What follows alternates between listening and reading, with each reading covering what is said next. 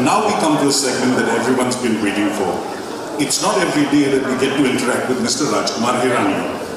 The wait is over, ladies and gentlemen. Please welcome on stage Mr. Rajkumar Hirani and interviewing him will be Mr. Satyajit.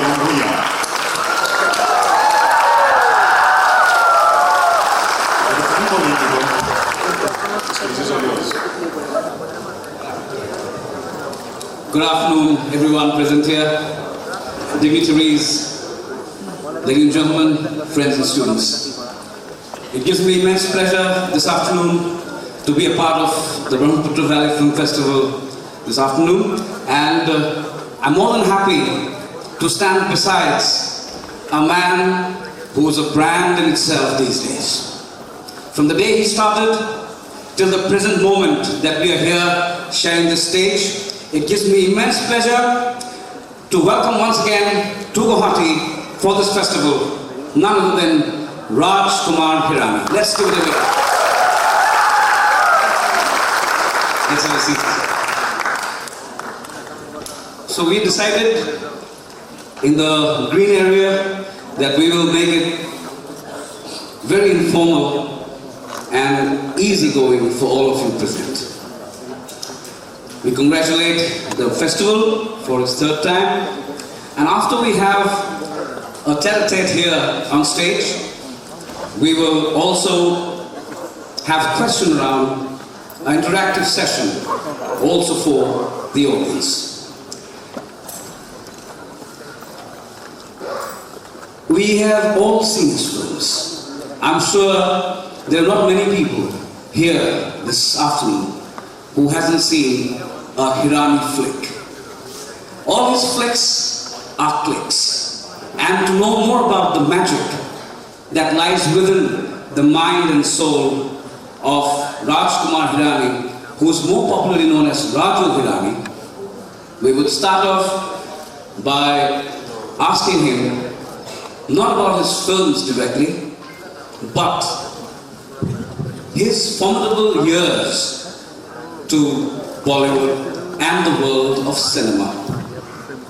Goes without saying about all the films, but I would first kick off this discussion with asking Raju Hirani about his formidable years when he actually took off learning and studying engineering, and it reflects in his films though, and helping his father, who is to run a typing institute. But he'll tell you more how he took off that journey with the blessings from his family and his loved ones. Over to Raju Hirani to share more about his formidable years in the world of cinema. Good afternoon.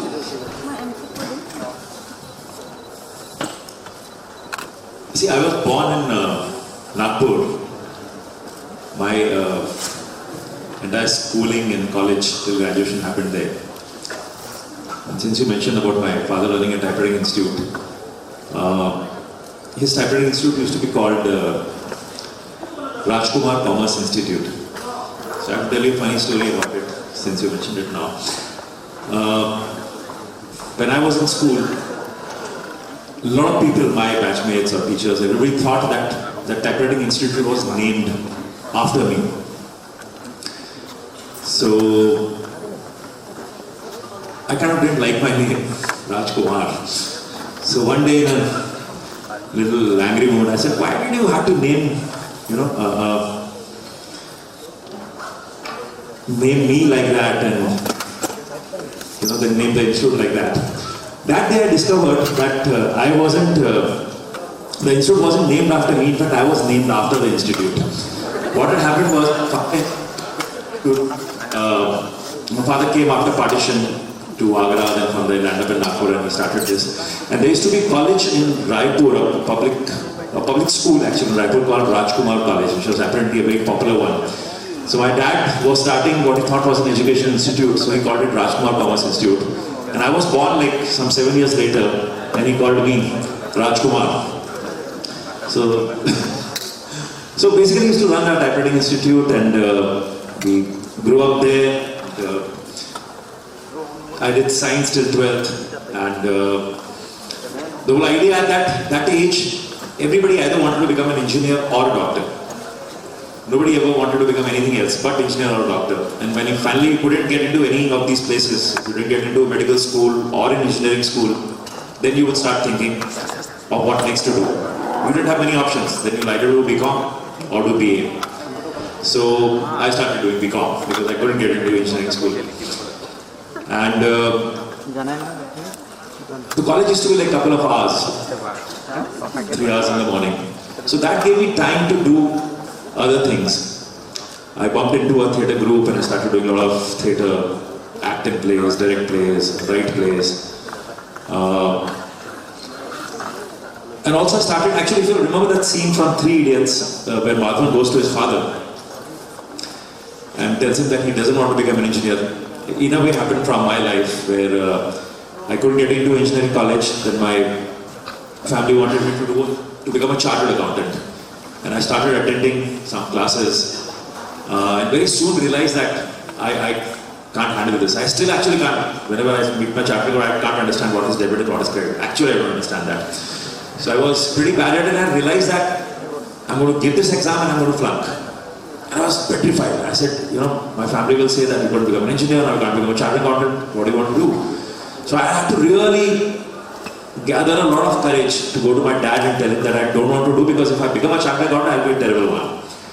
So finally I did go to him, told him, and unlike Madhavan's father in Three Idiots, who yelled at him, my dad was very supportive and he said, if you don't like this, then you don't have to do it. Come and start working with me. So I couldn't believe for a moment that's what is he saying. And I was willing to do anything. If somebody would told me to, sweep the streets, I would have swept the streets, but I didn't want to do chartered accountancy.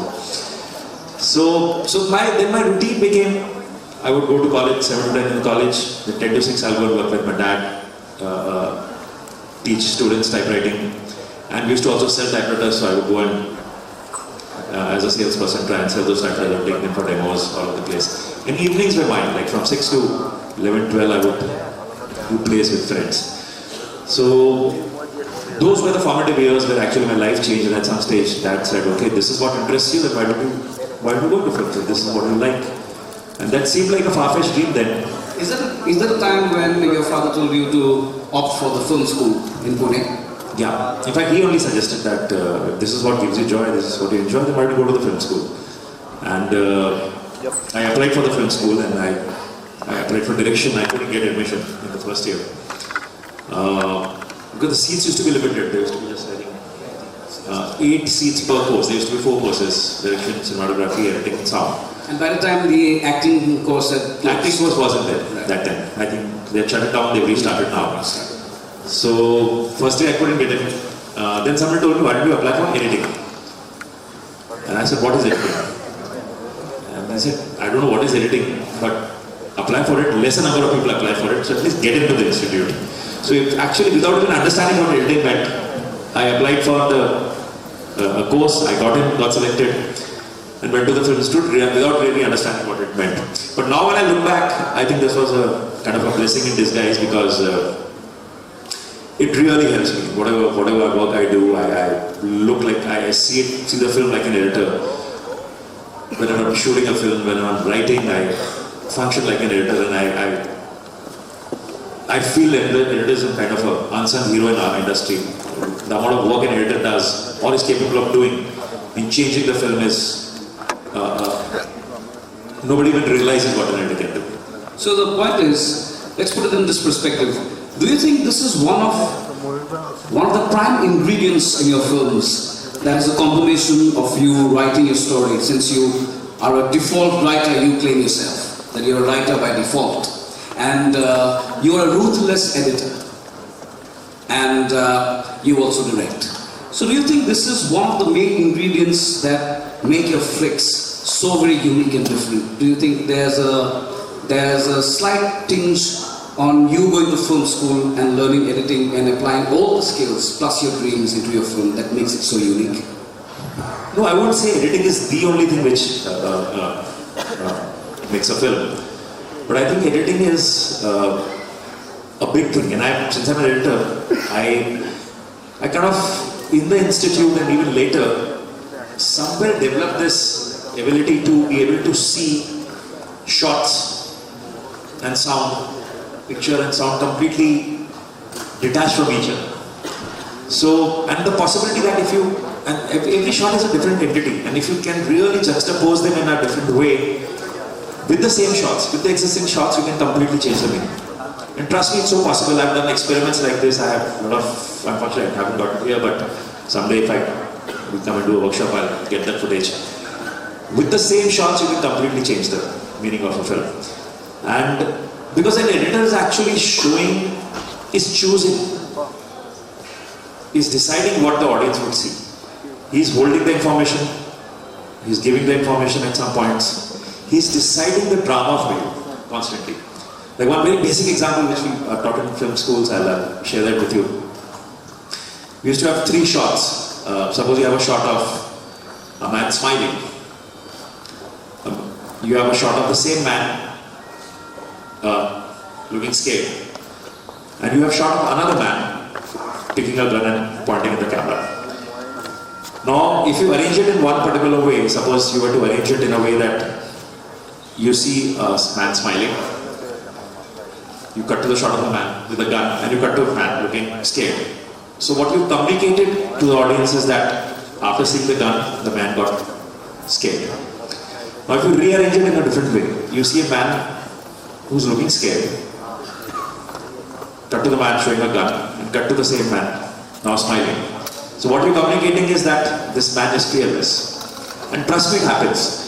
Sometimes even the expressions might be slightly here and there, but the communication to the audience with the different juxtaposition completely changes.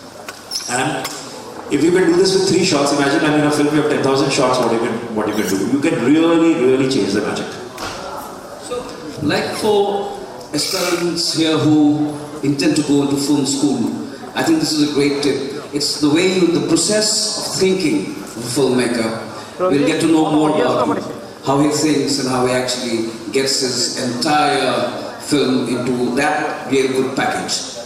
The other thing that we thought that might help everyone know, because talking about your films, they've all seen them, like I said in the past. But the thing is, after each and every film of yours, which is sent the trend setter or a blockbuster hit, record-breaking films that you've made so far, the 4 of them, do you think that presently there is some pressure within yourself when you gear up for your next film or when you gear up to perform, let's put it that way? Do you think there's a pressure building up every time because of the past 4 films that you've made which are record-breaking, trendsetters in the world of cinema? Honestly speaking, yes, you do feel pressurized. But the pressure is not that how the film will succeed. The pressure is obviously all the time of how good your next film would be. When I look back, I think the only time I was completely without pressure was when I was doing my first film. Because that time the sheer joy of being able to make your first film was a big high. All of us would go from a small town to Mumbai City with whatever dream. So I had gone to Mumbai City with this whole thing of being able to make one film. And I did many odd jobs before I could make my film. I edited, then I did television, did ads. Finally, when I made my film, I was just happy with the thought that I've made my film. And trust me, the day the film released, on that Friday, I went to sleep. Actually, I went to sleep. I woke up in the afternoon at 1 o'clock. Happy with the thought that I made my film, I've shown it to my friends, my family, they're happy, and I'm done with it. The thought that I should actually check what's happening at the box office didn't even cross my mind. It actually didn't cross my mind. Till a friend of mine who was assisting me, Rajesh who made Ferrari later, he called me up, he said, we should go to the theatre and see the reactions. And all of us went to Gaiety Galaxy, theatres in Bandra, I remember. And we walked in and I asked the gatekeeper, who I used to know because I used to go watch a lot of films there. And he didn't know whether I made that film. So I asked him, what's the reaction? And he said, thumbs down. So my heart sank. I said, for the first time I said, people are not like my film. But I walked into the theatre, I stood back, I went to the balcony, And that one scene, if you all remember, Munna Bhai MBBS, there was a scene where this old man plays the carrom board and the coin goes into the...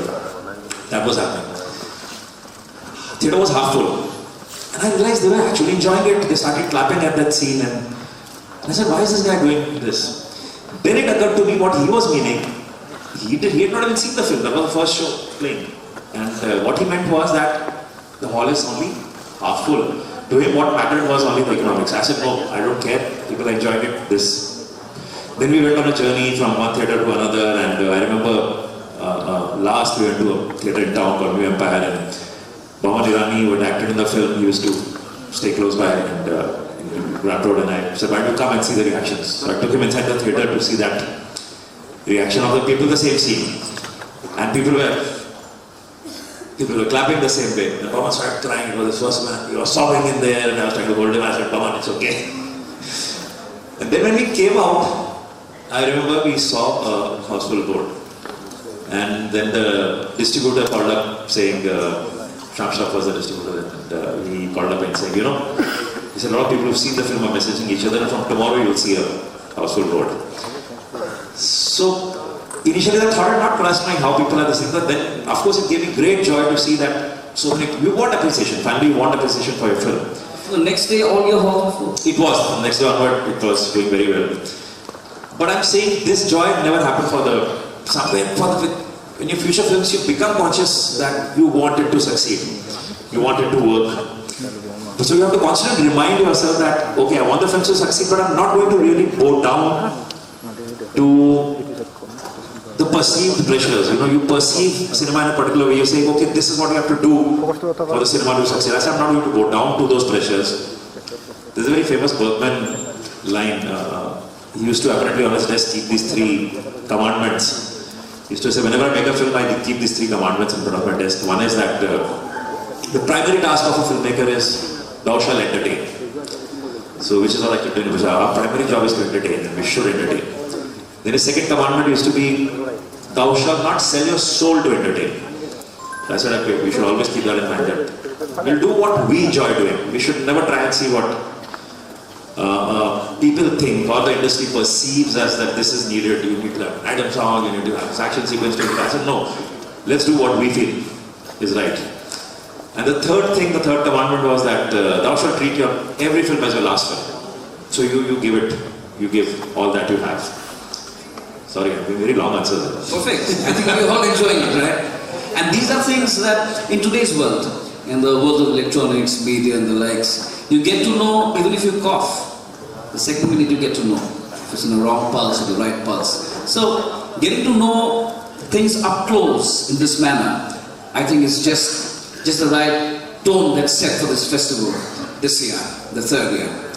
And one more interesting thing about your films, that your protagonists and a few of the main leads in the films have very deadly names. Now, is this something to do with your engineering background, the names like Circuit and the likes, which we're all very familiar?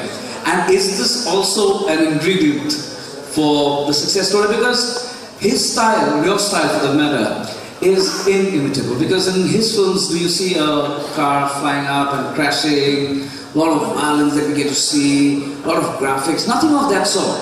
In today's world, when you see a Hirani film, it doesn't have all these things. But I'm surprised the names are so unique. So how do you think on these lines? What reflects those thinking? And how does it seal in your film? It's easier to write names than to fly cars. So, what happens whenever I used to read some scripts used to come to me. If the names are very standard, you tend to forget them. So I used to always, whenever I read a script with somebody else sending me, I keep a page here, and whenever the first character comes, I write the name. Okay, Rahul. Okay, he is so and so. Then another girl will come and whatever name, I will write that name. And you have to keep going back to, because the names are so similar to each other that you tend to forget which character is what. And it's so boring, you know. For a generation, we've seen Amitabh Bachchan as Vijay, Shah Rukh Khan as Rahul. Every film, they're the same names. Yeah. It's so much exciting to have a, Ranchor Das, Shamal Das, Chachar, or a Funsukh Wagdu. So, or a Jagat Janni in PK. So, So I actually like creating unusual names, and those are names. In fact, Funsuk Wanglu, I remember there was when we were in the film institute, we had a senior called Funsuk Ladakhi in the film institute. So that's the name we had kept for this character. And then when I went to Ladakh on a recce, then they told me Ladakhi is not a surname they have. Ladakhi is, I think, just kind of a name attached to somebody who came from Ladakh. So then we started hunting for I said, I need as funky a surname. So while we were going to Pangong Lake and we saw one tea shop, it was called Wanglu Tea Shop. I said, yeah, this is right. So let's call it Funsuk Wanglu. So I love these names you remember. Also for the film titles, I think title is something which actually is the first thing that goes to the people. So if you have an unusual title, if that title is able to generate some kind of a curiosity in your mind, you get curious about the film. Sometimes the title might be not completely in sync with the film. Sometimes you get a title which is completely in sync with the film, but it's boring. I would suggest to have a title which is creating some kind of intrigue. So the moment you make a film called Three Idiots, we wanted to call it Idiots, not Three Idiots, but we didn't get the title, somebody else had it. So we kind of applied for all titles close to it and we got Three Idiots. So but then that kind of a title intrigues. When you see a poster, okay, there's Amir, Marwan, Sharman, and why are you calling them idiots? You want to know about the film.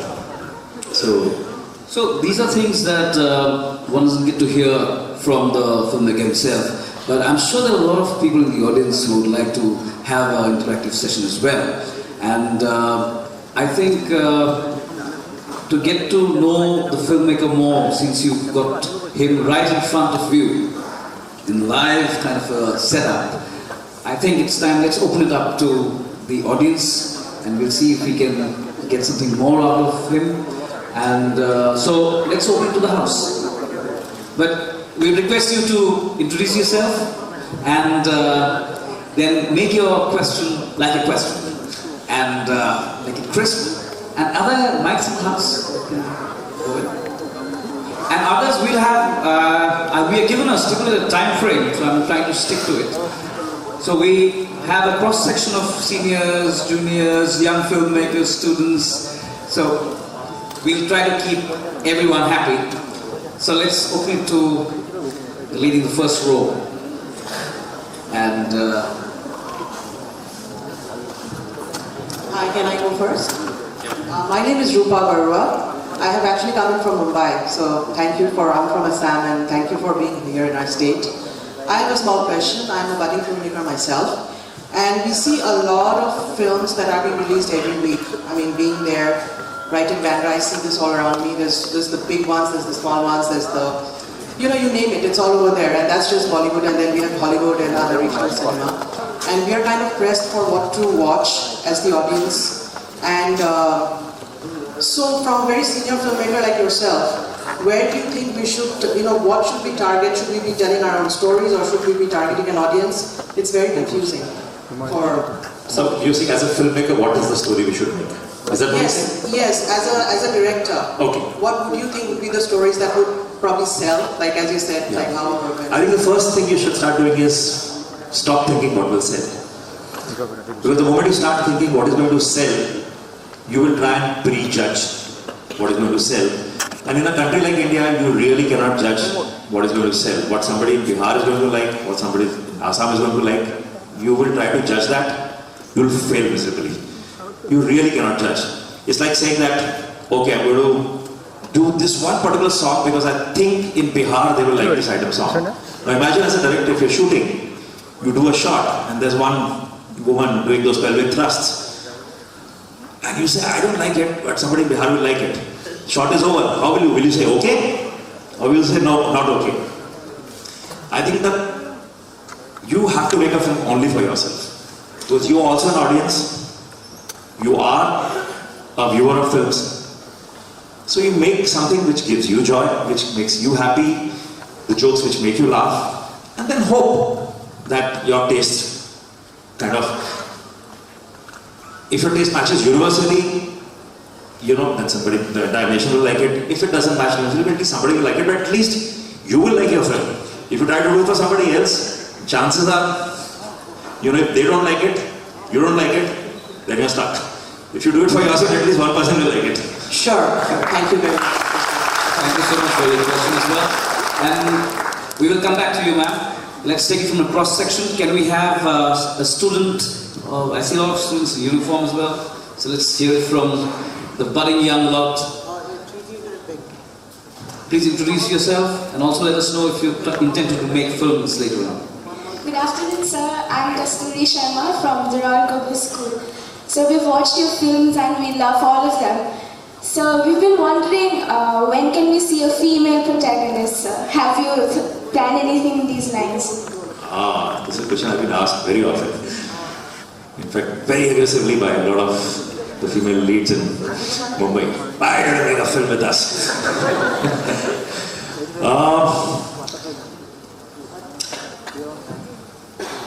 You know, it's not that I don't want to make a film with a female lead. It's just that, as I was telling her, you tend to make stories what you watched in life, what come from within. So inherently what comes out from me within is something I've experienced in life. So they're all stories you as a man have experienced. But if somebody comes to me with a great script, which is woman-centric, I would love to make it. There are many movies like that which I've watched and I like to watch them. But inherently, it's, I'll tell you a story. While we were doing Lagero Munna Bhai, this is what somebody told us, that in Munna Bhai MBBS, you know, the role of the female lead was not as strong as that of Munna Bhai. So we tried to kind of correct that in Lagero Munna Bhai. And we wrote many scenes with Vidya Balan, very strong scenes. I said I have to give her an equal part. And what I do when I write, even a new scene is written, in isolation it might seem good, but next morning I get up at 6 in the morning and try and read the full script with that new scene to see how it's flowing. So whenever we wrote that new scene and I did a reading of the full script, I would come and stop only at those two scenes, which were the new scenes, and they were the ones which were getting stuck. Then what we realized that we were not organically writing the script, we were trying to force something which was not inherent in the script. Then Abhijat Joshi told me a very interesting thing. He said we have to understand that this is a film with Munna Bhai as a central character. It's like when you watch a Charlie Chaplin film, you don't remember the other characters around.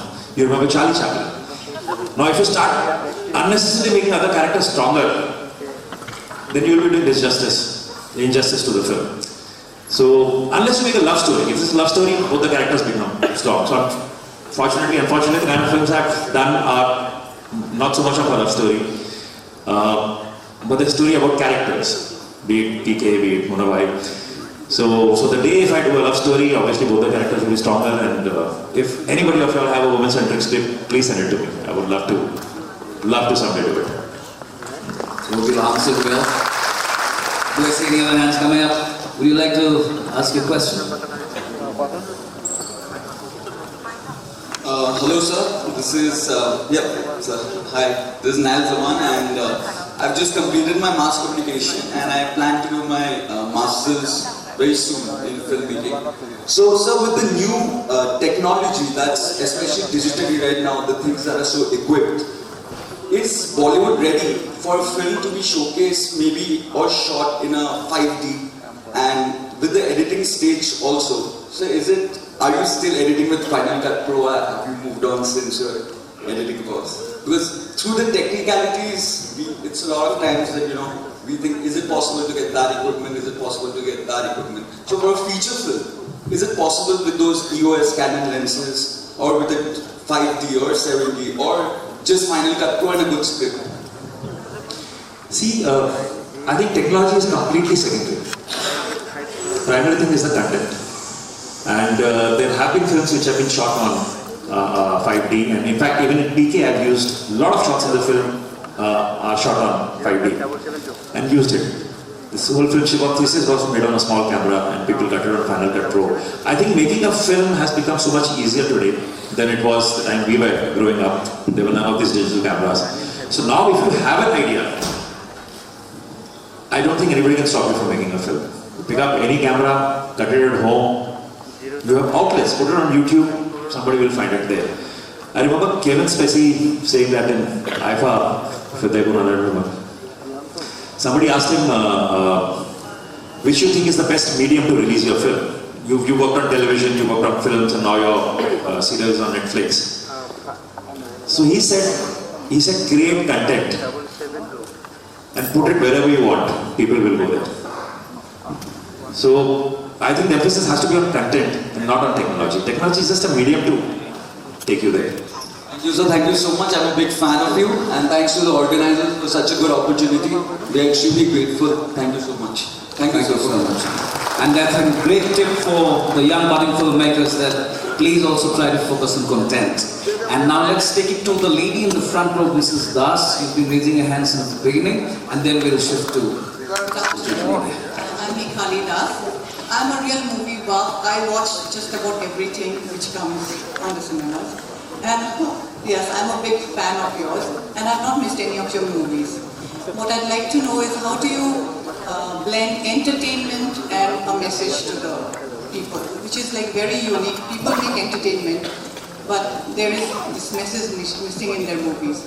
So you do a very good blending of both, and how do you manage to do that? I never consciously started this journey saying that I'm going to mix a message with a film. It's very subconsciously happened, except in this case of, I would say, last film, PK, where the journey of writing started with this thought that we have some very strong views on God and religion, and so let's make a film on that. But before that, most of the films, be it Munawai MBBS or even Three Idiots, the film started with this core idea that let's make a entertaining film about the next particular world. If it was MBBS, the world was the medical college. If it was Three Idiots, was the world of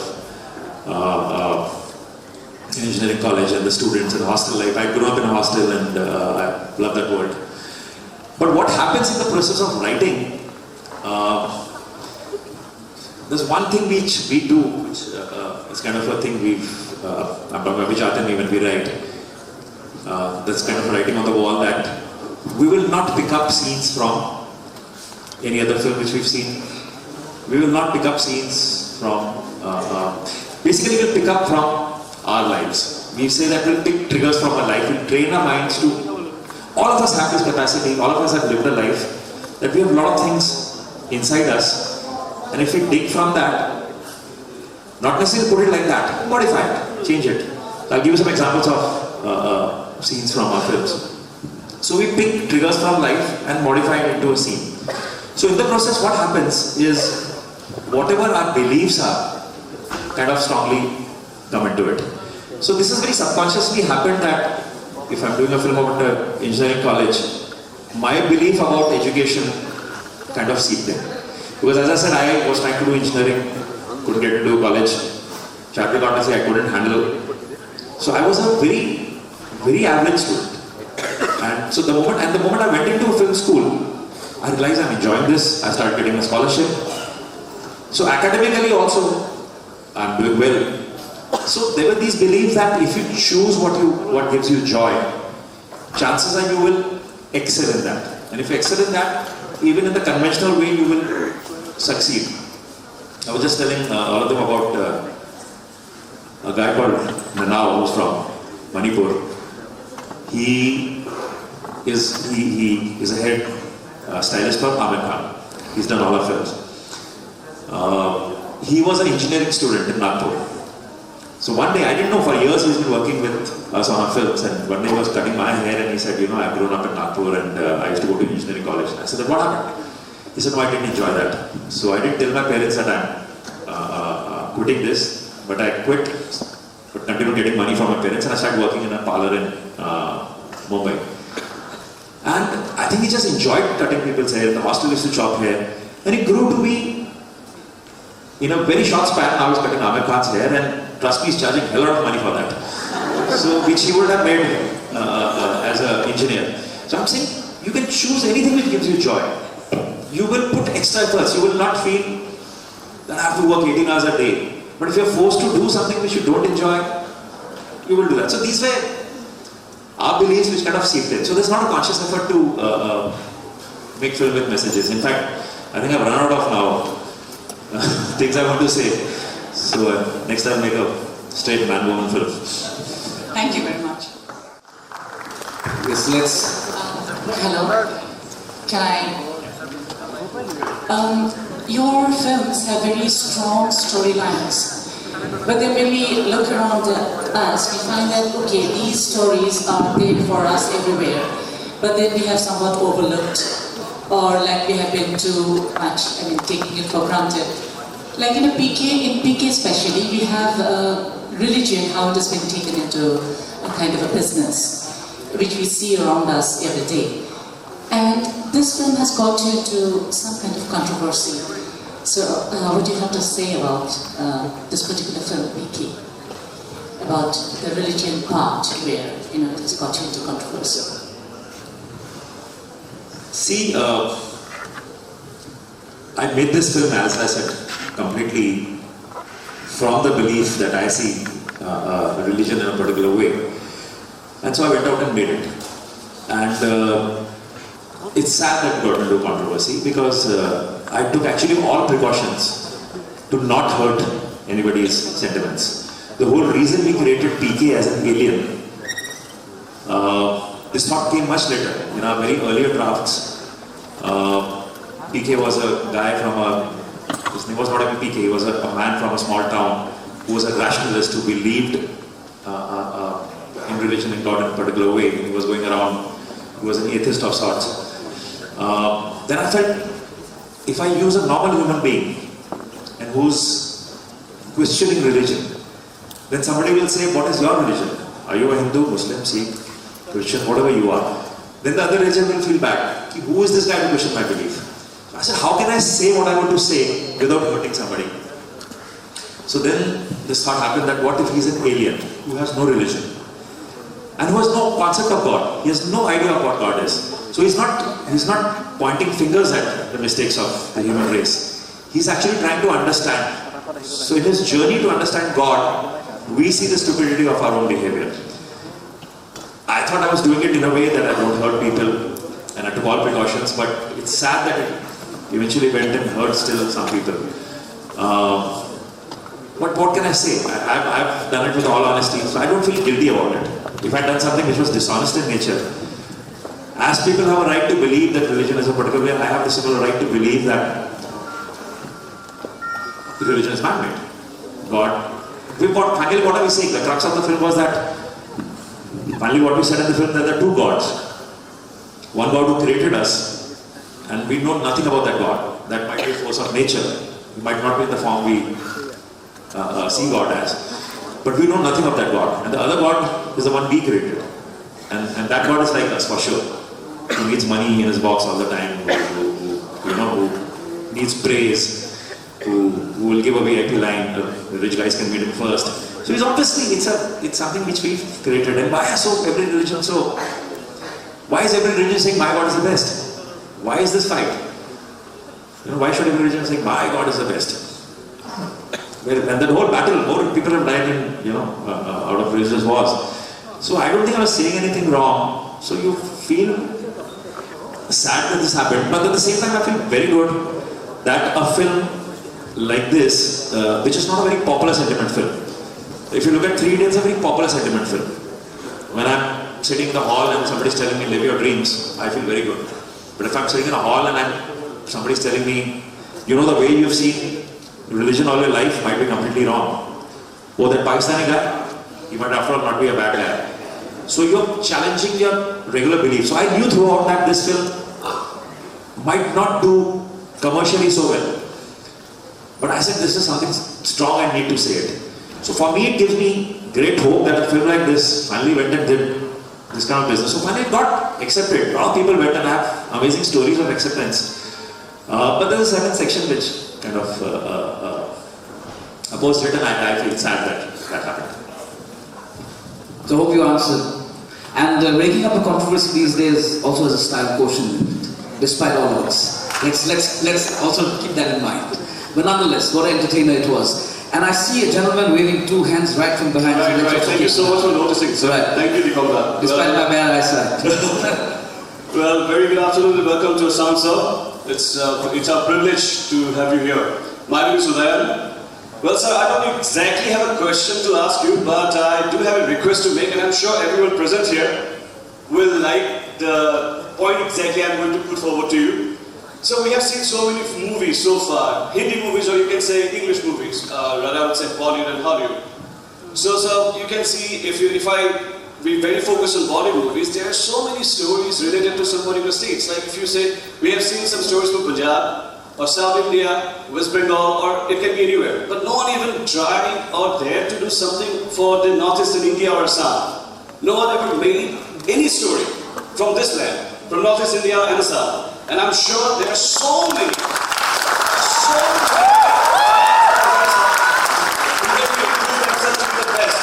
given a chance. But unfortunately, it's not that easy though. So sir, if I request if you make some kind of movie from this land, Northeast India I'm saying, to be precise, not Assam only. So I'm sure you'll really help for this industry which is sinking slowly. It will help to uplift the entire industry which is sinking, and I'm sure there's so many talents who will get a platform to perform and show their talent. And sir, landscape भी बहुत अच्छा इलाका और sir खूबसूरत वादियाँ है, budget भी कम हो जाएगी sir. Okay, so he will definitely try and answer this.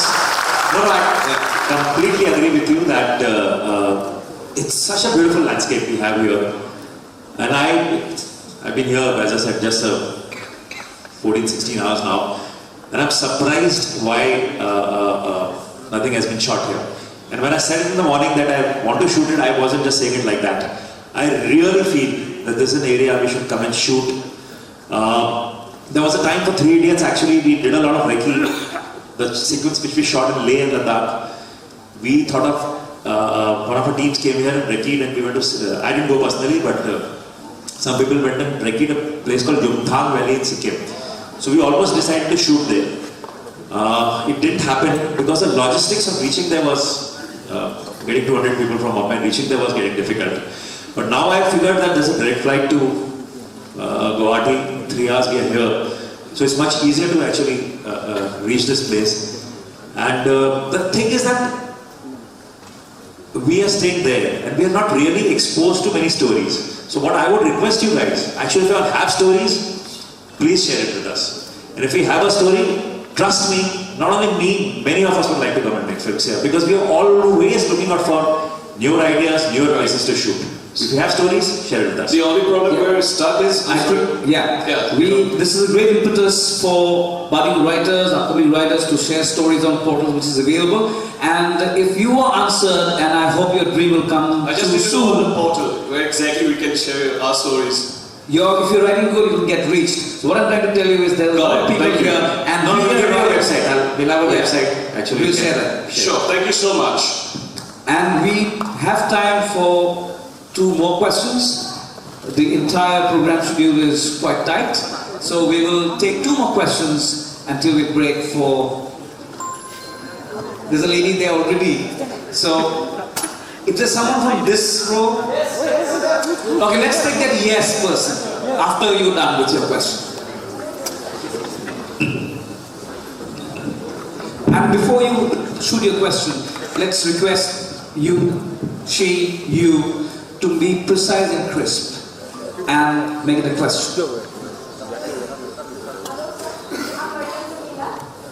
Can you switch on your microphone, please? Hello sir, I'm Mariam Zamila. I'm a student of Media Science. It's a sheer delight to have you here in Assam. And my question to you is, what can be the biggest challenge that a budding or aspiring filmmaker can face? And what is your suggestion to them? How can one overcome the biggest challenge that they face? See, if you're obsessed enough about what you want to do, I don't think there's any challenge. Trust me. You need to be obsessed. I met Geet Sethi once, the famous billiards player, world champion, and that time I was talking to him about 3 Idiots. I said, how, if you're passionate. So he said a very interesting thing. He says, passion is not good enough. You need obsession. He was talking about himself. He says, how he gets up every morning till now, he's retired. He says, I still get up in the morning and I want to pick up my billiards cue and go and play every morning. So, if you're a guitar player, your hand will automatically go to the guitar when you get up in the morning and you won't leave it till the evening. So, if you're obsessed enough, where is the challenge? I don't think there's any challenge. Challenges happen when you're in doubt. So And now, trust me, it's so easy to make a film. I'm not talking a feature film, but if you have an idea, you have a phone on which you have a camera, you have an editing software in your phone, in your laptops, in your computers, and you have an outlet like YouTube and many other places. You have a great idea, shoot it, put it out there. If it's a great idea, the world will fall there. Thank you so much for the wonderful answer, sir. Yeah. We'll surely keep that in our minds. Thank you, sir. Thank you. Until the microphone reaches you, I think you can rise and shoot your question. I have one. Okay. Sir, my name is Arunav, and I'm one of those unfortunate guys who did engineering and then realized I love watching films and I'll also like to make films. Sir, my question is, I'd like to get some tips, tricks, or if I may say as advice, as to how do we develop a character, a story and a script. That will be a very long answer. But that will be so helpful for all of us, I'm sure. See, I'll try and say it in like 3-4 points. One, as I was just telling her, that try and choose a story which comes from you. Choose a story which you like.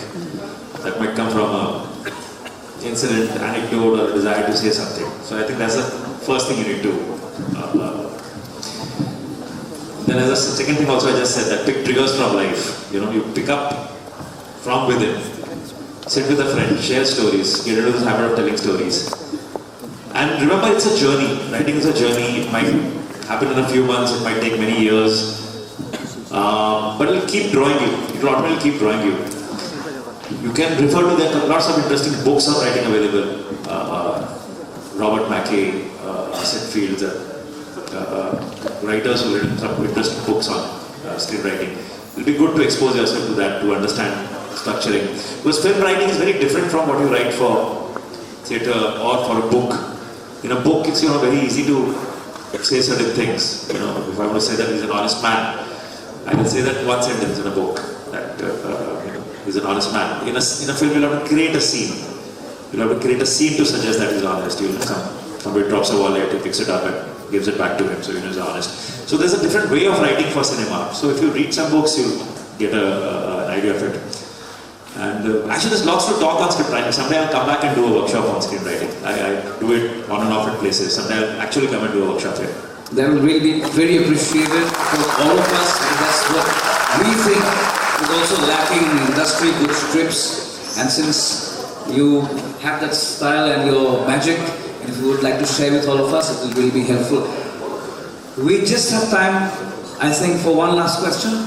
Actually, no, I'm sorry. I'm very sorry. This could have gone on and on and on, but we have a time problem with us since the entire thing is chock-a-block. So we will have moments with more directors, actors who've come in. But for this afternoon, I think we've had a heart-to-heart exchange of ideas and thoughts with the one and only Rajkumar Hirani, the man who is not affected by fame at all, as you can see in the green. And thank you so much for being with us. And thank you for taking your time out and sharing all your thoughts. Thank you so much. Absolutely. And we'll actually wait for him to come back to the Northeast and make a film. Thank you so much and good afternoon. Thank you, Thank you so much for giving us some patience here. Thank you. Thank you. Thank you, Dikon. Thank you, sir. And can we, of course, have a round of applause for him again?